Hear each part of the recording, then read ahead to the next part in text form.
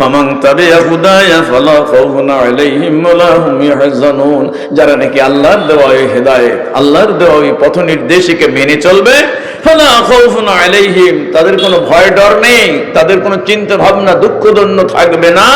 উলাইকা ফালা খাউফুন আলাইহিম ওয়ালা হুম ইয়াহজানুন, ভয় ডর থাকবে না। পক্ষান্তরে যারা নাকি আল্লাহর কালাম, যারা নাকি আল্লাহর দেওয়া হেদায়েতকে অস্বীকার করবে, ওয়াল্লাযীনা কাফারু ওয়া কাযযাবু, এবং মিথ্যা মনে করবে, আল্লাহর কোরআন বলতেছে উলাইকা আসহাবুন নার, তারা দোজখবাসী হবেন, তারা নরকাগ্নিতে জ্বলবেন। হুম ফিহা খালিদুন, সেখানে চিরদিন তারা থাকবে, দোজখে তাদের চিরদিনের জন্য বাসস্থান হবে। আল্লাহ পাকের কাছে আমরা পানা চাই, নাউযুবিল্লাহ বলেন, নাউযুবিল্লাহি মিন যালিকা। তাহলে কোরআনের কথা, আল্লাহর দেওয়া হেদায়েত, আল্লাহর দেওয়া পথ নির্দেশিকা, এটা মানতে হবে, এটা না মানার কোনো সুযোগ নাই। যদি অনিচ্ছাকৃত, যদি আপনার অজ্ঞাতসারে, যদি আপনার 10টা 20টা আইন মানতে পারলাম না, কিন্তু অস্বীকার আমি করি না, আলসেমির কারণে মানা যায় নাই, তাহলে মানুষটা কাফের হয় না, ডিনায়ার হয় না, সে আল্লাহর বান্দা থাকে। আসুন আমার ভাইয়েরা, আমরা এবার সামনের দিকে যাব। আপনারা জানেন হযরত আদম আলাইহিস সালাতু ওয়াস সালাম, কোরআনের ভাষায় একে আদম বলে, আর হিন্দুরা তাকে মনু বলে, আর ইংরেজিতে ইংরেজরা তাকে অ্যাডাম বলে। যারা নাকি আস্তিক, আমি নাস্তিকদের কথা বলতেছি না, এই শব্দ 3 রকম হতে পারে, কিন্তু অর্থ একই ব্যক্তি। পৃথিবীর প্রথম মানুষ আদম আলাইহিস সালাম, কোনো সন্দেহ আছে নাকি? না। আদম আলাইহিস সালাম, হিন্দুরা বলে মনু, ইংরেজরা বলে অ্যাডাম, আর মুসলমানরা কোরআনের ভাষায় বলে আদম। বন্ধুরা আমার, আদম আলাইহিস সালাতু ওয়াস সালাম, তিনি ছিলেন প্রথম পৃথিবীর মানুষ, এর মধ্যে কোনো সন্দেহ নেই। হাদিসের মধ্যে আছে তুলুহু 60 যুরান, আল্লাহ পাক আদম আলাইহিস সালামকে 60 হাত লম্বা করে বানিয়েছিলেন, এবং তার বুকের সিনাটা বানিয়েছিলেন ওয়ারদুহু 7 আযরুন, 7 হাত ছিল তার বুকের সিনাটা। আদম আলাইহিস সালামের লম্বা কত হাত? কত হাত? 60 হাত, আর বুকের সিনাটা চওড়া হলো 7 হাত। বন্ধুরা আমার, আমাদের যেমন নাকি শিশুকাল, কৈশোর আছে, কিন্তু আদম আলাইহিস সালামের এটা ছিল না, বোঝেন নাই? জন্মের পরে শিশু থাকে, দুধ খায়, তারপরে একটু বড় হয়, কিশোর হয়, বন্ধুরা আমার, এরপরে যুবক হয়, এরপরে বুড়ো হবে। কিন্তু আদম আলাইহিস সালাম প্রথমেই আপনার সাবাল্য, প্রথমেই আপনার বয়স্ক মানুষ, তার আপনার ছোট মানুষ নাই। তাহলে বড় হয়ে তাকে বানানো হলো। বানানোর পরে আল্লাহ তাআলা আদম আলাইহিস সালামের বাম পাজরাতে, ডাইন পাজরার বাম পাজরায় খাঁচাতে 18খানা হাড় ছিল, টোটাল 36খানা হাড় ছিল। বাম পাজরার থেকে একটা হাড় বের করে নিলেন, হাড়টা বের করে নিয়ে, বাঁকা হাড় বের করে নিয়ে, এই হাড়কে কেন্দ্র করে বিবি হাওয়াকে বানালেন। বিবি হাওয়া, তাফসীরে জালালাইন এর টিকায় হাসিয়ায় লেখা আছে, আল হাওয়া মুশতাক্কুম মিনাল হাই, হাইয়ুন ধাতুর থেকে হাওয়া হইছে। হাইয়ুন মানে জীবন্ত, লিআন্নাহা খুলিকাত মিন রাজুলিন হাইয়িন, যেহেতু আদম একটা তাজা মানুষ থেকে হাওয়া বিবির পয়দা করা হলো, তাই তো তার নাম দেওয়া হলো হাওয়া। জোরে বলেন সুবহানাল্লাহ। বন্ধুরা আমার, হাওয়া, আদম আর হাওয়া দুইজনকে আল্লাহ বানালেন, দুইজনকে জান্নাতে দিলেন। জান্নাতে দিলেন শুক্রবারের দিন বিকেল বেলায়, বৈকাল বেলায় জান্নাতে ঢুকাইয়া দিলেন। দেওয়ার আগে ওয়াজ করলেন, হে আদম, হে হাওয়া, তোমরা এই জান্নাতের মধ্যে বিপুল বিশাল জায়গা আছে, ঘোরাফেরা করো, হোয়াটএভার ইউ লাইক, যেটা তোমরা পছন্দ করো সেটা তোমরা খাও, কোনো বাধা নিষেধ নেই। কিন্তু একটা গাছ দেখায় বললো, ওই গাছের কাছেও যাবে না, লা তাকরাবা হাযিহিশ শাজারা। আদম আলাইহিস সালাম আর বিবি হাওয়া খুব আনন্দের সাথে ঘুরতেছেন, আর মাঝে মাঝে গাছের গোড়ার দিকে চায়, মাথার দিকে চায়। ব্যাপারটা কি? মানা করলো কেন? আরবিতে একটা প্রবাদ আছে, আল ইনসানু হারিসুন ফিমা মুনিআ, মানুষকে যে কাজ করার জন্য নিষেধ করা হয়, সেই কাজ করার ঝোঁক, প্রবণতা আরো বেড়ে যায়। নিষেধ করা হয়েছে, গাছের কাছে যাবে না, ও মানুষ বারবার দেখে যে ব্যাপারটা কি, নিষেধ করলো কেন? বন্ধুরা আমার, এই গাছ আপনার নিষেধ করার পরেও সন্ধ্যার প্রাককালে ওখানে একজন অবৈতনিক বন্ধু পাওয়া গেল। এই বন্ধুর নাম হলো ইবলিস। কি নাম? ইবলিস বেহেশতের দরজার বাইরে দাঁড়িয়ে চোখের পানি ফেলে কান্দে আর কয়, ইন্নী নাসিহুল লাকুমা ওয়া মুশফিকুল লাকুমা, আমি তোমাদের দুইজনের বড় হিতাকাঙ্ক্ষী কল্যাণকারী। কামি ওয়াহাযিহি শাজারাতুল খুলদ, যে ব্যক্তি এই চিরন্তন বৃক্ষের ফল খাবে চিরদিন এই জান্নাতে থাকবে। থাকবার দুইটা উপায়, হয়তো ফেরেশতা হয়ে যাবা, নাহলে মানব রূপ নিয়ে থাকবা।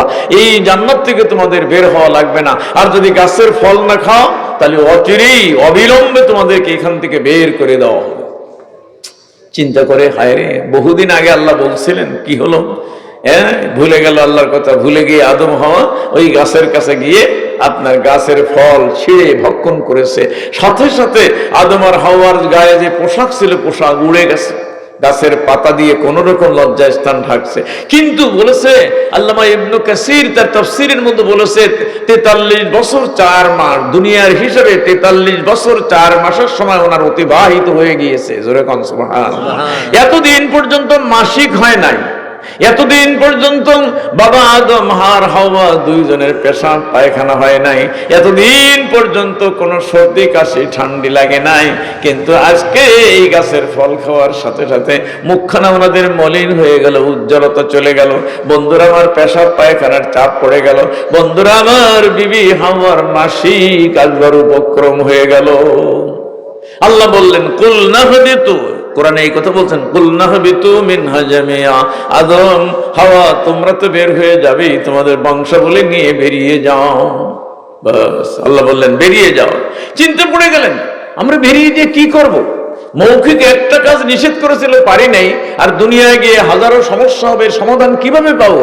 আল্লাহ বললেন, ভয় নাই, আমার কাছ থেকে তোমাদের কাছে পথ নির্দেশিকা যাবে, হেদায়েত যাবে, আসমানি কিতাব যাবে, বই যাবে। ওই কিতাবের আদেশ নিষেধ যদি মেনে চলতে পারো, ফালা খাউফুন আলাইহিম ওয়ালা হুম ইয়াহজানুন। আদম আলাইহিস সালাম আর বিবি হাওয়া দুইজনকে আপনার ফেলে দিলেন দুনিয়ার বুকে। মা হাওয়া পড়লেন জিদ্দাতে, আর বাবা আদম পড়লেন শ্রীলঙ্কায়। শ্রীলঙ্কার শরণদ্বীপের চুজ পাহাড়ে 14,000 ফুট উপরে এখনো আদম আলাইহিস সালামের পায়ের দাগ আছে। বাস্তবদর্শীরা বলতেছেন, বন্ধুরা আমার, সেখানে উনি পড়লেন আর মা পড়লেন জিদ্দা। এই জিদ্দায় আর এই শ্রীলঙ্কার মধ্যে এই দূরত্ব, এক সময় এখানে আপনার বে অফ বেঙ্গল, আপনার ইন্ডিয়ান সি ছিল না। বন্ধুরা আমার, এরা আপনার একসাথে হয়ে গেল, তওবা করলো, কানলো, কানতে কানতে কানতে চোখের কোণটায় ঘা হয়ে গেল। আল্লাহ তাআলা কান্দা বড় পছন্দ করেন। ওনাদের অপরাধ ক্ষমা করে দিয়ে ওনাদেরকে বললেন, দুনিয়ায় তোমরা এখন বসবাস করো, পরে আবার ওই জান্নাতে যেতে পারবে যদি ওই আল্লাহর দেওয়া হেদায়েত তোমরা মেনে চলতে পারো। বন্ধুরা আমার, এই যে হেদায়েত দিল, এই হেদায়েতের জন্যই আদম আলাইহিস সালাতু ওয়াস সালামকে আল্লাহ কিতাব দিয়েছিলেন 10 খানা। জোরে বলেন কয়খানা? জোরে বলেন কয়খানা? 10 খানা কিতাব দিয়েছিলেন, ছোট ছোট বই। এই কিতাব দিয়ে তিনি তার ছেলে মেয়েদেরকে পরিচালনা করতেন। আদম আলাইহিস সালামের ঔরসে মা হাওয়ার পেটে 6 মাস অন্তর অন্তর দুটো করে বাচ্চা হতো একসাথে, ছেলে আর মেয়ে। এইভাবে 120 বার ছেলে মেয়ে হয়েছে, 120 টাইমস। একসাথে দুইজন করে কতবার বাচ্চা হয়েছে? মনে রাখবেন, 120 বার। মনে রাখবেন কতবার? 120 বার। তাহলে 120 বারে ওনার বাচ্চা হলো, মানে 240টা ছেলে মেয়ে। এই 240টা ছেলে মেয়ে, ওনাদের আবার ছেলে মেয়ের ছেলে মেয়ে, এগুলো হতে হতে উনি যখন মারা যাচ্ছেন, এর আগে আদমশুমারি করা হলো, তখন আল্লামা ইবনে কাসির বলে, তখন এই দুনিয়াতে জিদ্দার আশপাশে আপনার ছড়িয়েছিল তখন 4 লক্ষের উপরে মানুষ। জোরে বলেন কত মানুষ? 4 লক্ষ মানুষ রেখে আদম আলাইহিস সালাম মারা গেলেন। আদম আলাইহিস সালামের কবর কেউ কেউ বলে লোহিত সাগরে ভেঙে গেছে, কেউ কেউ বলে মক্কা শরীফে কাবা ঘরের উত্তর পাশে 4টি কবর আছে। একটা কবর বাবা আদম আলাইহিস সালামের, একটা কবর নূহ আলাইহিস সালামের, একটা কবর বিবি হাজেরার, আর একটা কবর হলো ইব্রাহিমের ছেলে হযরত ইসমাঈল আলাইহিস সালামের কবর। জোরে বলেন সুবহানাল্লাহ। আমি কিতাব দেখে, বই দেখে বলতেছি, বাবারা আদম আলাইহিস সালাতু ওয়াস সালাম চলে গেলেন। বন্ধুরা আমার, আদম আলাইহিস সালামের পরে ওনার ছেলে নবী হলেন, তার নাম শীস আলাইহিস সালাম। ওনাকে আরো কিতাব দেওয়া হলো। ইদ্রিস আলাইহিস সালাম নবী হলেন, কিতাব দেওয়া হলো। এরপরে হযরতে ইব্রাহিম আলাইহিস সালাম, তাকেও কিতাব দেওয়া হলো।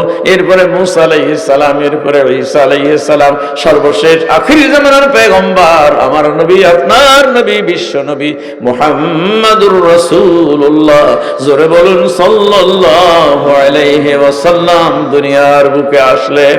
দুনিয়ার বুকে আসলেন নবী করিম সাল্লাল্লাহু আলাইহি ওয়াসাল্লামকে, নবী করিম সাল্লাল্লাহু আলাইহি ওয়াসাল্লামকে এই কোরআন দেওয়া হলো। এই কোরআন লেটেস্ট বুক, সর্বশেষ আসমানি কিতাব। 104 খানা কিতাবের মধ্যে সর্বশেষ কিতাবের নাম হলো কোরআনে কারীম, এটার নাম কোরআনে মাজিদ। বন্ধুরা আমার, এই কোরআন শরীফ আপনার হিন্দু, খ্রিস্টান, বৌদ্ধ, মুসলমান সকলের জন্য হেদায়েত। এটাকে এক জায়গায় বলছে হুদাল্লিন নাস, মানব জাতির জন্য পথ নির্দেশিকা। মানব জাতি হুদাল্লিন নাস, হুদাল্লিল মুমিনিন না, হুদাল্লিল মুসলিমিন না বলেছে। পৃথিবীর হিন্দু, মুসলমান, খ্রিস্টান, বৌদ্ধ এই কোরআনের কথা যদি মেনে চলে তাহলে দুনিয়া শান্তি পাবে আর পরকালেও তারা মুক্তি পাবে। এখন যদি ঈমান না থাকে তারপরও কোরআন মানুষের জন্য অত্যন্ত আপনার হৃদয় গ্রাহী কিতাব। বন্ধুরা আমার, আমি আপনাদেরকে উদাহরণ দিলে বুঝবেন। একজন হিন্দু রাইটার, তার বাড়ি হলো ইন্ডিয়ায়। তিনি ওখান থেকে একটা পত্রিকা বের হতো, সাপ্তাহিক মিজান, কলকাতা লেলিন সড়কের থেকে আমার কাছে দীর্ঘদিন আসতেছে। সেখানে দেখলেও একদিন হিন্দু ভদ্রলোক লিখেছে যে এই কোরআনের কথা তো শুধু মুসলমানদের না, হিন্দুদের জন্য তো উপকারী, খ্রিস্টানদের জন্য উপকারী। কি করে? উনি বললেন কোরআনে আছে জেনা করা যাবে না, লা তাকরাবুজ জিনা, এটা বড় অশ্লীল কাজ। তো জেনা করাও তো আমরাও বলি, হিন্দুরাও বলি, খ্রিস্টানরা বলি খারাপ কাজ। কোরআনে এটা নিষেধ করেছে। যদি জেনার থেকে মানুষ মুক্ত হয় তাহলে অনেক রোগ ব্যাধির থেকে ভালো থাকবে, সমাজ ভালো থাকবে। কোরআনে বলেছে সুদ খাবে না, আল্লাহর কোরআন বলেছে আহাল্লাল্লাহুল বাই'a ওয়া হাররামার রিবা। হাদিসের মধ্যে আসছে এই সুদের হলো 70-এর উপরে গুনাহ। সর্বনিম্ন গুনাহ হলো নিজের মায়ের সাথে জিনা করা, ব্যভিচার করা, মারাত্মক গুনাহ। সুদ হালাল না হারাম? বন্ধুরা আমার, সুদ ইচ্ছা করে খাওয়াও যাবে না, দেওয়াও যাবে না, দেওয়াও যাবে না, খাওয়াও যাবে না। এটা মারাত্মক গুনাহ। সুদ এটা মারাত্মক গুনাহ। অনেক এলাকায় আছে কাজে আমি সুদ খাই না, ধান লাগাই। 1 মণ ধান দিয়ে যদি 1 মণ 10 কেজি নেন, 5 কেজি নেন, তাহলে এটাও সুদ হবে। বন্ধুরা আমার, টাকা দিয়ে টাকা যদি বাড়িয়ে নিলে যেমন সুদ হয়, টাকা দিয়ে বাড়িয়ে নিলে যেমন সুদ হয়, ধান দিয়ে ধান বাড়িয়ে নিলে কি হবে?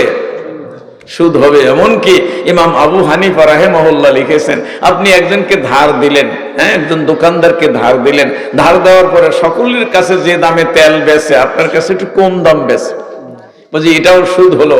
বন্ধুরা আবার রৌদ্রের সময় তার ঘরের ছায়ায় যদি আপনি দাঁড়াইয়ে একটু বিশ্রাম করেন তাহলেও আপনার সুদ খাওয়া হলো। কেন? এটার থেকে বাড়তি উপকার নেওয়া হলো। এই জন্য বলেছেন সুদের থেকে দূরে থাকার জন্য সর্বাত্মক চেষ্টা করতে হবে। হাদিসের মধ্যে রাসূল আমার বলেন, রাসূল আমার সাহাব বলেন, হাদিসের মধ্যে আল ফুতুহাতুল ইলাহিয়া, তাফসীরে জালালাইনের সরা, এটার মধ্যে লিখেছে কিয়ামতের দিন আল্লাহ রসুল একে জিজ্ঞাসা করা হলো, ইয়া রাসূল আল্লাহ, ইয়া হাবিব আল্লাহ, আপনার উম্মত তারা নাকি কোরআনের কথা মানে আবার কোরআনের কিছু কথা মানে না, এই উম্মত গুলোর কি অবস্থা হবে? আল্লাহ রসুল মুখখানা মলিন করে নিচের দিকে চোখ করে চাইলেন। কিছুক্ষণে দেখা গেল চোখ দিয়ে টপ টপ করে পানি ঝরতেছেন। সাহাবীরা জিজ্ঞাসা করে, ইয়া রাসূল আল্লাহ, আপনি এরকম মুখখানা মলিন করলেন কেন? তখন রাসূল নিজে বলছেন, ইয়া মুআজ, ইয়া মুআজ সাআলতানি আন আমরিন, তুমি এমন একটা বিষয় নিয়ে আমাকে প্রশ্ন করেছো, মা সাআলানি আহাদুন ক্বাবলাকা, তোমার আগে এই প্রশ্নটা আমাকে কোনোদিন কেউ করে নাই। এরপরে নবী বললেন, আমার উম্মতের মধ্যে যারা নাকি কোরআন মানে বলে কিন্তু কিছু কথা মানে না, কিছু কথা মানে, এরকম যারা হবে, যারা মানে না, তাদেরকে বেআশারাতি আসনা, তুহশারু উম্মতি বেআশারাতি আসনা ইয়াউমাল কিয়ামা, কিয়ামতের দিন ওই উম্মতকে 10টা ভাগে ভাগ করে উঠানো হবে।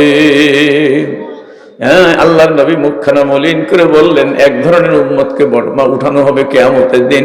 ফাআম্মাল্লাযীনা আলা সূরাতিল কিরাদা ফালকুত্তাতু মিনান নাস, যারা নাকি পরনিন্দা করে, যারা নাকি নাম্মাম নামিমা অর্থাৎ অসাক্ষাতে আপনার তার বিরুদ্ধে দুর্নাম রটনা করে বেড়ায়, এই লোকগুলোকে বলে কোটলামি করে।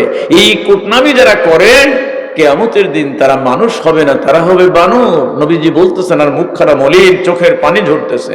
দ্বিতীয় নম্বরে বললেন ওয়া আম্মাল্লাযীনা আলা সূরাতিল খানাজির ফাআহলুস সুহতি, যে সমস্ত মানুষ হারাম খায়, ঘুষ খায়, আইল ঠেলে খায়, যে সমস্ত মানুষ পরের মাল খায়, চাকরি দেব এই কথা কইয়ে যারা টাকা খায়, যারা নাকি প্রমোশন দেব এই কথা বলে টাকা খায়, যারা এক এলাকার থেকে আর এক এলাকায় বন্ধুরা আমার বদলি করার সুযোগ করে দেবে টাকা খায়, এরকম ভাবে যারা টাকা খায় এ খাওয়া হলো হারাম। আহলুস সুহত, আল্লাহ নবী বলেন লাহমুন নাবাতা মিনাস সুহত কানাতিন নারু আওলা বিহি, হারাম টাকা খেয়ে, হারাম টাকা দিয়ে খরিদ করার মাল খেয়ে যে রক্ত মাংস বাড়লো, এই শরীর কোনোদিন জান্নাতে যাবে না। যারা ঘুষ খায়, যারা এই মানুষকে আপনার ফাঁকি দিয়ে ধোঁকা দিয়ে খায়, এরা জান্নাতে যাবে না। এরা তওবা করলে তওবা কবুল হবে না। আল্লাহ রাসূল বলেছেন সব শুনে রাখো, এটা হলো বান্দার সাথে রিলেটেড। আল্লাহর হুকুম অমান্য করে একটা অপরাধ, আর একটা হলো যেটা বান্দার সাথে রিলেটেড, বান্দার টাকা নেছে ঘুষের মাধ্যমে, তারপরে ধোঁকা দিয়ে প্রতারণা দিয়ে চাকরি দিবা এই কথা বলে তোমার এই টাকাটা হারাম। বন্ধুরা আমার, এটা ওই যতক্ষণ পর্যন্ত তাকে ফেরত দেওয়া না হবে ততক্ষণ পর্যন্ত তার হাজার দানার তওবা করলেও তওবা কবুল হবে না। তিন নম্বরে রাসূল বললেন ওয়া আম্মাল্লাযীনা ওয়া আম্মাল মুনাক্কিসুনা আলা ওয়ুজুহিহিম, যে তিন নম্বরে বলছে একদল লোক তারা বুকের উপরে হামাগুড়ি দিয়ে উঠবে, বুকের উপরে বুক ঠেলাঠেলি করে, দাঁড়াতে পারতেছে না, কিয়ামতের দিন দাঁড়াতে পারতেছে না, আপনার বুকের উপরে হামাগুড়ি দিয়ে এরকম মোড় দিয়ে খালি ঘুরে বেড়াচ্ছে। রাসূল আমার বললেন তারা কারা?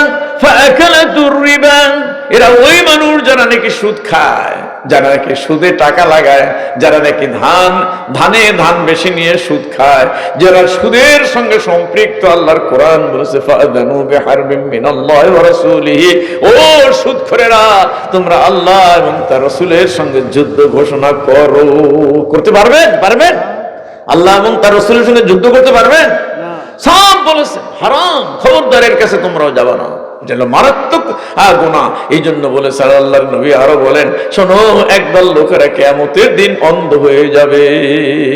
তারা অন্ধ হবে, তাহলে এরা কারা? তারা হচ্ছে যারা নাকি বিচারে দিয়ে পক্ষপাতিত্ব করে। ফাল্লাযীনা ইয়াজুরুনা ফিল হুকুম, বিচারের মধ্যে যারা নাকি পক্ষপাতিত্ব করে, সে অন্যায় করে নাই, তার অন্যায়কারী বানাইয়া তারা ফাঁসি দিলেন, তার জেলে দিলেন, এই লোকেরা কোনোদিন জান্নাতে যেতে পারবে না, বরং তাদের চক্ষু থাকা সত্ত্বেও অন্ধ হবে।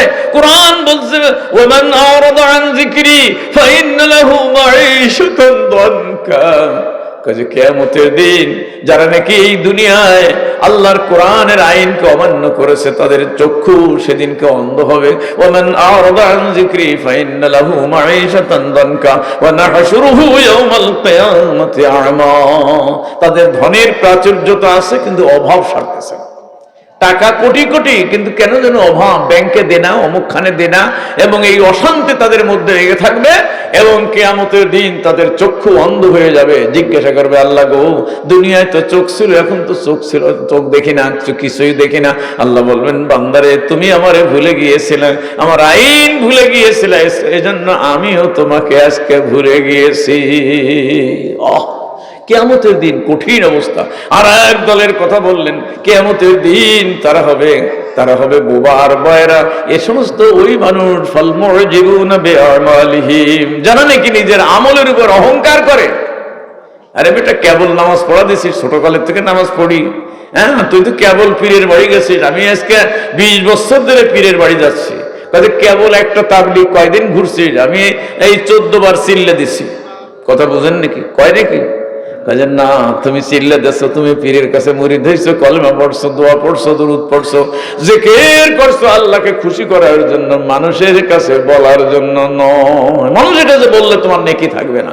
আল্লাহ রাসূল বললেন আর এক দলের মানুষ, তারা কিয়ামতের দিন নাভিটা যে জিহ্বা পর্যন্ত ঝুলে যাবে, মুখের থেকে দুর্গন্ধ বের হবে।